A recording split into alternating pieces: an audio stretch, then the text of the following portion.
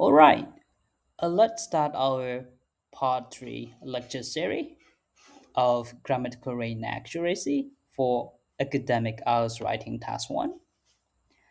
In today's lecture, we start part 3, which is about passive voice.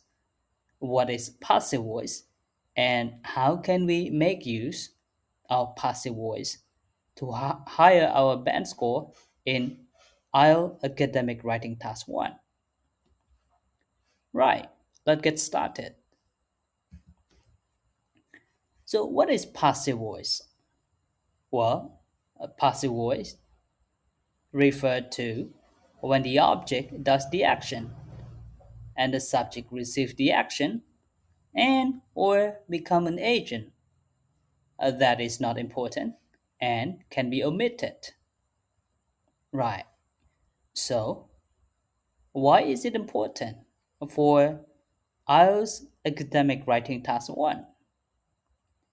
Well, passive voice is not an optional in IELTS Writing Task 1.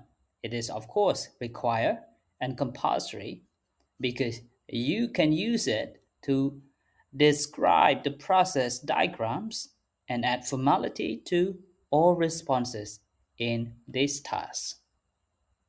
So, keep that in mind when you take your next IELTS test and when it comes to your IELTS Writing Task 1, do not forget about passive voice. All right, I'll see you in the next lecture.